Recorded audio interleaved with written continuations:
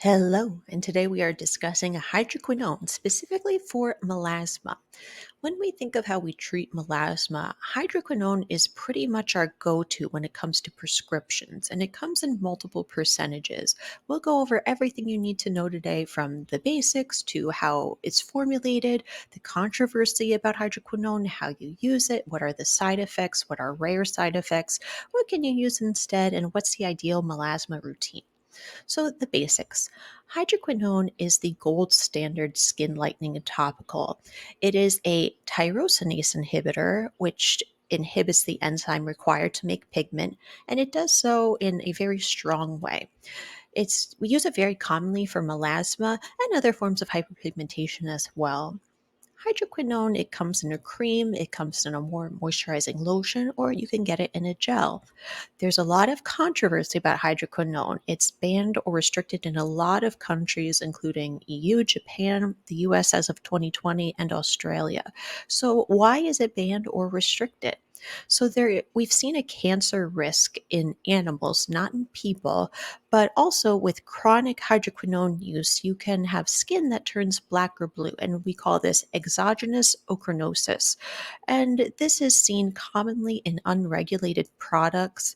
I've had a couple of patients with exogenous ochronosis, and both of them were in their 60s and using bleaching agents, over the counter bleaching agents from other countries, and they use them chronically. So that's a typical situation we see on chronosis. Hydroquinone, it comes in different percentages. The highest I've seen is 12%. But usually in dermatology, we prescribe between like 4% and 8%. We don't want to go too high.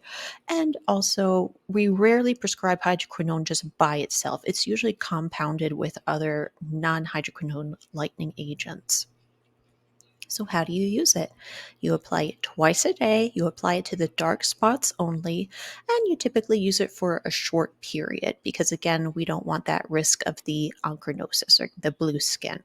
And also, it reduces the risks of side effects. So, what are those side effects? Pretty mild redness, dryness, the rare side effects, again, the darkening of the skin and allergic reactions, but that's uncommon. What are alternatives to hydroquinone? Well, we have our friendly melanocyte, and we know we have our 4 steps to make pigment. It needs a blood supply, it needs that tyrosinase enzyme, it needs to transfer up to the top of the skin, and it needs to soft the skin off. So we know how to inhibit each of these steps. We know tranexamic acid decreases the nutrient and growth factor going to the melanocyte. And then we have our tyrosinase inhibitors. We have our highway inhibitors, basically, and then we have our sloughing ingredients. So, our alternatives, we cross hydroquinone off the list, and that's it. We have everything. We have the world at our fingertips.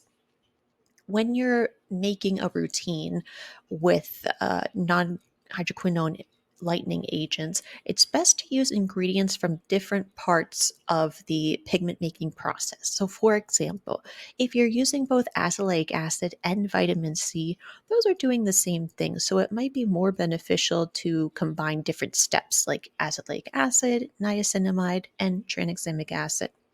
I'd also like to point out retinol, which is involved in 3 of the 4 steps. So, retinol is a very, very good melasma treating agent. You can also buy other topicals that include a lot of different lightening agents. For example, Faded by Topicals includes all of these agents and 3 of the 4 steps. And this lightening wand includes all 4 steps. And of course, our favorite Dr. Idris has her own line, Major Fade, and this is the flask or flash mask, and also includes 3 different steps and a lot of ingredients. So, what is the ideal melasma routine? Ideally, every day you would use a sunscreen, ideally a tinted sunscreen. You have to be very strict with sun protection.